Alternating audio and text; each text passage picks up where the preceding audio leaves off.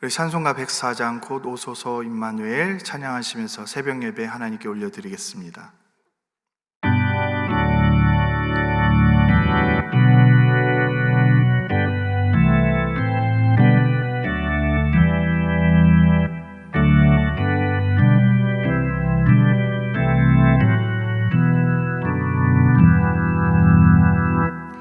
곧 오소서 임마누엘 오 그하소서 이스라엘 기포로 생활 고달파 메시아 기다립니다.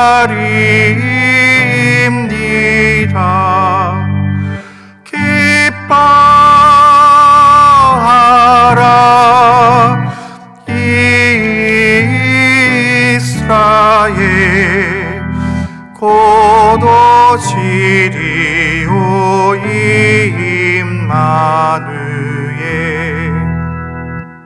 곧 오소서 지혜의 주 온 만물 질서 주시고 참 진리에게 보이사 갈 길을 인도하소서. 기뻐하라 이스라엘 곧 오시리오 임마누엘 곧 오소서 소망의 주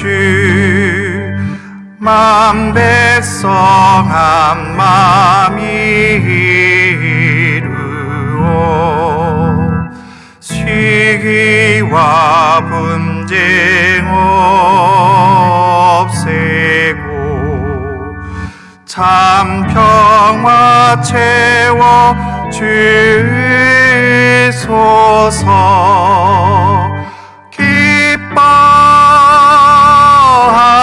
기뻐하라 이스라엘 곧 오시리오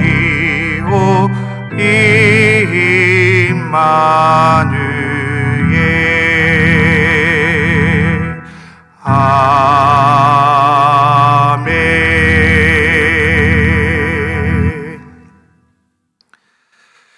하나님 오늘 저에게 주신 말씀은 다니엘 10장 1절에서 9절까지 말씀입니다.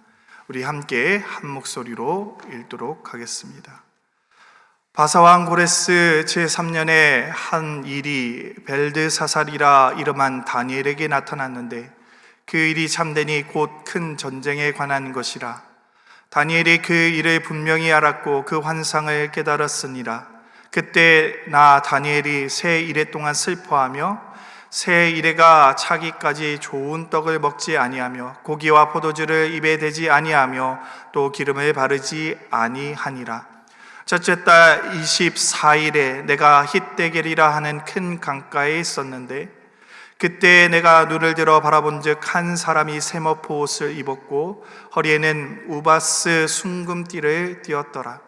또 그의 몸은 황옥 같고 그의 얼굴은 번갯빛 같고 그의 눈은 횃불 같고 그의 팔과 발은 빛난 놋과 같고 그의 말소리는 무리의 소리 같더라. 이 환상을 나 다니엘이 홀로 보았고 나와 함께 한 사람들이 이 환상은 보지 못하였어도 그들이 크게 떨며 도망하여 숨었느니라. 그러므로 나만 홀로 있어서 이 큰 환상을 볼 때 내 몸에 힘이 빠졌고 나의 아름다운 빛이 변하여 썩은 듯하였고 나의 힘이 다 없어졌으나 내가 그의 음성을 들었는데 그의 음성을 들을 때 내가 얼굴을 땅에 대고 깊이 잠들었느니라. 아멘.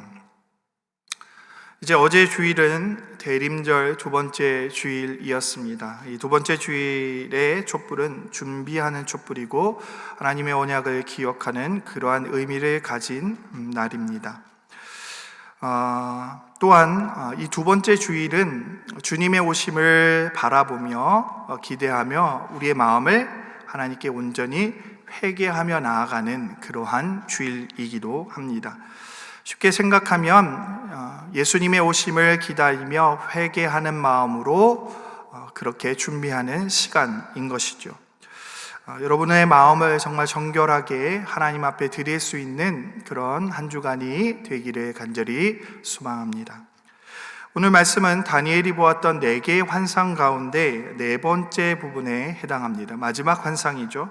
그리고 그가 그 환상을 본 것을 hitdekel 강가라고 성경은 설명하고 있습니다. 그래서 이 환상을 향해서 hitdekel 강가의 대환상, 그렇게 대묵시 이렇게 부릅니다. 대묵시라는 이름을 붙인 이유를 보면 정말 스케일이 다른 환상에 비해서 크기 때문에 그렇습니다. 오늘 다니엘이 본 환상은 정말 놀랍습니다. 왜 제가 놀랍다고 표현을 하냐면 바로 그가 본 것이 예수 그리스도이기 때문입니다. 예수님을 만난 것이죠. 물론 정확하게 성경은 그가 누구라라고 표현을 하고 있지는 않습니다. 하지만 분명한 것은 그가 평범한 인간을 본 것은 아니라는 사실입니다. 또한 천사와 같은 존재를 본 것도 아니라는 사실을 우리는 오늘 본문을 통해서 알 수 있습니다. 5절과 6절 말씀을 보면 다니엘이 본 한 사람에 대한 묘사가 나옵니다. 얼굴은 빛이 났고 그의 목소리는 엄청난 힘이 그렇게 터져 나오는 것을 그가 본고 들었던 것입니다. 이러한 표현은 요한이 반모섬에서 예수 그리스도를 보고 요한계시록 1장 14절 말씀에서 그렇게 표현한 것과 거의 흡사합니다. 또한 에스겔이 보았던 하나님의 그 보좌의 환상과도 매우 동일한 모습을 볼 수 있습니다. 마지막으로 다니엘이 본 이 환상은 바울이 다메섹 도상에서 예수 그리스도를 만난 것과 매우 흡사합니다. 바울이 다메섹에서 예수님을 보았을 때 다른 사람들도 역시 소리는 들었지만 정확하게 그 환상을 예수 그리스도를 바라보지는 못했습니다. 그것을 사도행전 9장이 기록하고 있죠. 7절을 보면 다니엘과 함께 했던 사람들 역시 환상은 보지 못했지만 소리는 들은 것 같습니다. 그래서 크게 떨며 도망하여 숨었다라고 성경은 기록하고 있습니다. 다니엘 역시 그 환상을 온전히 바라보기는 힘들었던 것 같습니다. 음성을 듣기는 들었으나 하나님의 현현 혹은 성자 예수 그리스도의 현현을 완전히 볼 수는 없었던 것 같습니다. 그래서 그 빛과 함께 그 얼굴의 형체를 보았고 뇌성과 같은 음성을 들은 정도로 오늘 말씀은 표현하고 있습니다. 그리고 나서 그는 깊이 잠에 빠져들게 됩니다. 아마 어떤 분들은 이 다니엘이 참 부러울 것도 같습니다. 하나님의 임재 혹은 예수 그리스도의 임재를 직접 경험했으니 말입니다. 그런데 사실은 모든 그리스도인들은 이 대림절을 통해서 그리고 우리가 기다리는 이 크리스마스 성탄절을 통해서 예수 그리스도의 임재를 경험해야 한다는 사실을 우리는 잊지 않아야 합니다. 다니엘만 예수님을 만나는 것이 아니라 우리 역시 예수 그리스도를 만나야 한다는 사실입니다. 물론 이 임재는 과거의 그러한 의미와 현재의 의미 그리고 앞으로 미래의 의미를 다 담고 있는 것이 대림절이기는 합니다. 하지만 무엇보다 우리의 삶 가운데 현재의 삶 가운데 예수 그리스도를 만나는 그런 임재 경험이 무엇보다 중요하다는 사실을 여러분 잊지 않기를 바랍니다. 그렇다면 우리는 어떻게 다니엘과 같이 예수 그리스도의 임재 경험을 할 수 있을까요? 사실은 오늘 본문 말씀을 읽으며 우리는 이러한 의문을 가져야 합니다. 우리도 다니엘과 같이 되기를 원하는데 어떻게 다니엘은 예수 그리스도를 만날 수 있었을까? 어떻게 그 임재를 경험할 수 있었을까? 1절을 보면 이 환상을 본 시점은 바벨론을 무너뜨린 바사의 고레스 왕 3년이라고 그렇게 기록하고 있습니다. 그런데 이때 중요한 역사적인 상황들을 우리가 살펴볼 필요가 있습니다. 고레스 왕 3년이라는 시점은 이미 이스라엘 백성들이 고향으로 이스라엘 땅으로 돌아간 다음이라는 것입니다. 성경은 여러 곳에서 고레스 왕 원년에, 즉 왕이 즉위하고 난 다음 해를 원년이라고 표현을 하는데 2년째가 되겠죠. 이때 칙령을 발표했다라고 그렇게 이야기합니다. 포로들의 귀환이 이미 1차적으로 이루어진 것입니다. 이런 상황만 본다면 사실은 다니엘은 기뻐해야 맞습니다. 우리의 동족들이, 이스라엘 백성들이 다시금 회복할 수 있는 그러한 시간을 맞았으니, 자유로운 그러한 상황이 되었으니 얼마나 기뻐해야 합니까? 그러나 당시의 상황은 그렇지 않았습니다. 1차 포로의 숫자를 보면 49,897명이 귀환했다라고 기록하고 있습니다. 생각보다 너무나 적은 숫자이지요. 너무나 적은 숫자가 이스라엘로 돌아간 것입니다. 많은 사람들이 여전히 바벨론에 살고 있었던 것이죠. 이방 땅에 살고 있는 것입니다. 이러한 상황들이 다니엘을 웃지 못하게 만들었던 한 가지 이유였습니다. 그리고 나서 1년 뒤인 고레스 제3년에 사마리아인들은 왕의 측근들에게 뇌물을 줘서 성전 건축을 방해하는 사건이 발생하게 됩니다. 그래서 성전 건축이 중단되는 해가 바로 3년째에 일어난 것이죠. 다니엘의 심정이 어땠을까요? 너무나 슬펐을 것 같습니다. 그가 지금까지 기도해왔던 그 기도의 제목이 들어졌습니다. 하나님께 기도하고 간구했던 그의 기도의 제목, 이스라엘 백성들이, 유다 백성들이 다시금 하나님 나라로 돌아가는 것, 하나님의 우리에게 주셨던 그 땅으로 돌아가는 것, 그리고 그곳에서 성전을 다시금 회복하는 것, 그것이 그의 평생의 기도의 제목이었을 것입니다. 그런데 그 성전 건축이 중단된 것입니다. 그는 고레스 왕의 밑에서 총리 일을 담당하고 있었습니다. 그러니 당시의 상황들을 얼마나 잘 알고 있었겠습니까? 사마리아인들이 이 성전 건축을 회방하고자 왕의 측근들을 매수한 것이지요. 이러한 사실들을 너무나 잘 알고 있었습니다. 이스라엘 백성들이 얼마나 많은 그러한 고통 가운데 있는지 그가 너무나 잘 알고 있었던 것입니다. 다니엘은 이러한 상황을 바라보며 어떻게 했어야 할까요? 오늘 본문 말씀 2절을 보면 새 이래 동안 슬퍼했다라고 성경은 기록하고 있습니다. 새 이래란 말은 3주를 이야기하는 것입니다.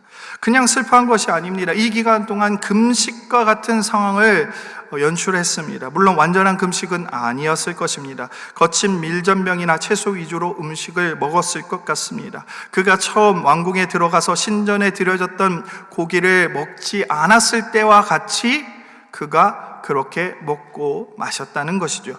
그런데 중요한 것이 또 있습니다. 그가 그 당시의 나이가 85세였다는 것입니다.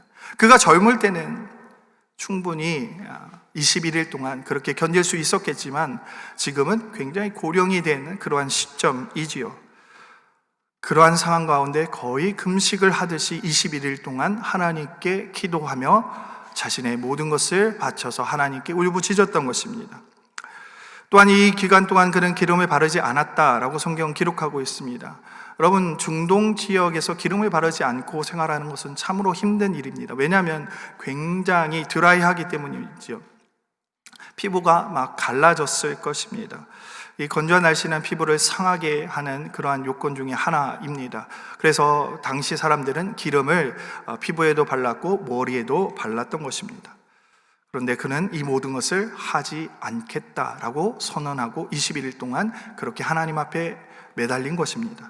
그런데 이때가 언제라고 4절 말씀은 기록하고 있습니까? 첫째 달이라고 기록을 하고 있습니다. 이 첫째 달은 출애굽 이후에는 아빕월이라고 그렇게 하나님께서 정하셨죠. 당시 구전적으로는 7월이 아빕월인데 하나님께서 출애굽 이후에 이 7월을 1월로 정하셨습니다. 왜? 바로 유월절이 있는 달이기 때문에 그렇습니다. 바벨론 이후의 시간에서는 이 아비벌을 니산월로 이름을 바꿔서 부르게 됩니다. 바로 이때는 앞서도 말씀드렸던 것처럼 유월절과 무교절 그리고 초실절이 있는 그러한 달입니다. 당시 사람들은 1월 1일, 2일을 금식하는 시간으로 가졌습니다. 새해가 시작되는 그 1일과 2일을 금식하는 시간을 가졌던 것이죠. 아마도 그는 1일과 2일에 금식을 했을 것입니다. 그리고 나서 21일 동안 준금식에 들어갔던 것입니다. 6월절 기간 동안 그는 민족을 위해서 온 힘을 다해서 기도했던 것입니다. 이제 귀환을 했지만 여러 가지 문제에 난관이 부딪힌 그러한 자신의 민족을 위해서 기도한 것입니다. 애통하는 마음으로 하나님 앞에 나아간 그에게 주님이 찾아오셨다는 사실입니다. 성도 여러분, 이 대림절 시간 동안 우리가 가져야 할 마음은 바로 이 애통하는 마음입니다. 애통하는 마음. 주님의 임재는 다니엘과 같이 애통하는 마음을 가지고 하나님 앞에 자신의 것을 내려놓으며 자신이 가진 쾌락을 내려놓으며 하나님 앞으로 나아가는 사람을 만나 주시는 것입니다. 누가복음 2장을 보면 80세의 과부 안나라는 선지자가 아기 예수님을 만나는 사건을 보게 됩니다. 성경은 그녀가 성전을 떠나지 않고 주야로 금식하고 기도하였다고 기록하고 있습니다. 그러한 삶을 살았던 안나를 예수님께서 만나 주신 것이죠. 예수님이 우리의 삶에 오시기 위해 우리는 우리의 즐거움을 내려놓고 기도해야 합니다. 초대교회 교부들은 대림절 이 시간 동안 예수님의 오심을 기억하고 축하하고 또한 우리의 삶 가운데 오시는 그 예수님을 만나기 위해 그리고 앞으로 오신다고 약속하셨던 그 예수님을 소망하는 마음으로 기다리면서 무엇을 했냐면 금식하며 하나님께 기도했습니다. 그것이 전통이었습니다. 이 4주의 기간 동안 하나님 앞에 온전한 마음으로 순결한 마음으로 나아갔던 것입니다. 그 전통을 보면 또한 애통하는 마음이 있었음을 우리는 알 수 있습니다. 단순히 금식하고 기도한 것이 아니라 자신의 것을 이웃들과 나누는 전통이 있었습니다. 다니엘의 민족을 위해 애통하는 마음을 가지고 기도했던 것처럼 주님을 만나기 위해 우리가 기다리는 이 시간, 이 대림절의 시간 가운데 우리는 다른 이웃을 위해 중보하며 눈물로 나아가야 할 것입니다. 그 가운데 하나님은 반드시 우리를 만나 주실 것입니다. 우리가 이 기간 동안 그냥 대림절이니까 크리스마스가 다가오니까 그냥 마냥 기다리는 것이 아니라 정말 우리의 마음을 다해서 하나님 앞에 나아갈 때 주님께서 만나 주시는 것입니다. 이번 성탄절이 정말 의미 있는 성탄절이 되기를 원하십니까? 여러분, 그렇다면 우리의 즐거움을 조금 내려놓으시기를 바랍니다. 다니엘은 자신이 즐길 수 있는 것을 내려놓았습니다. 좋은 음식을 먹을 수 있었고 기름을 바를 수 있었지만 그는 그렇게 하지 않았습니다. 왜? 애통하는 마음이 있었기 때문에. 내 형제 자매, 비록 내가 그곳에 함께 하지는 못하지만 이스라엘로 돌아간 우리의 민족을 위해서 그는 애통하는 마음을 가지고 기도하였습니다. 그럴 때 주님께서 만나 주셨다는 것입니다. 여러분, 우리가 애통하는 마음을 가지고 하나님께 나아간다면 주님께서는 반드시 우리를 만나 주실 것입니다. 우리 함께 기도하며 나아가겠습니다. 사랑의 하나님, 주님을 만나기를 원합니다. 이 대림절 기간 주님을 기대하며 소망하며 나아가되 주님의 임재를 경험하기를 원합니다. 다니엘이 예수 그리스도를 만난 것처럼 주님의 그 현현을 경험했던 것처럼 우리도 또한 그렇게 주님을 만나기를 원합니다. 주님, 그러기 위해 하나님 우리의 즐거움을 내려놓겠습니다. 하나님 우리의 쾌락을 내려놓겠습니다. 하나님, 초대교회 교부들이 그러했던 것처럼 온전히 금식하며 주님 앞에 나아가기를 원합니다. 하나님, 우리의 이웃들을 바라보며 이 코로나 바이러스로 인해서 아픔을 당하고 있는 이웃들을 바라보며 주님께 기도하며 나아가겠습니다. 우리의 만날 성도들 가운데 여러 가지 어려움 가운데 있는 일들이 있습니다. 하나님, 그들을 바라보며 기도하며 나아가겠습니다. 하나님, 그 가운데 우리를 만나 주시옵소서. 온전히 주님을 경험할 수 있는 그런 귀한 대림절, 강림절 되어질 수 있도록 주님 축복하여 주시옵소서. 온전히 오늘 우리의 삶을 주님 앞에 드리오니 주님께서 받아 주시옵소서. 또한 하나님 아버지, 우리 만나교회가 성전을 건축 중에 있습니다. 하나님, 중단되었던 그 성전이 다시 한 번 더 회복하며 온전히 건축되어질 수 있도록 주님 모든 여정 가운데 함께하여 주시옵소서. 다니엘이 자신의 동족을 위해 그리고 성전 재건을 위해서 기도했던 것처럼 하나님, 우리도 다시 한번 무릎 꿇고 주님 앞에 나아가게 하옵소서. 온전히 주님을 신뢰합니다. 함께 하실 그 주님을 바라봅니다. 다시 오시라고 말씀하신 우리 주 예수 그리스도의 이름으로 감사하며 간절히 기도 올리옵나이다. 아멘.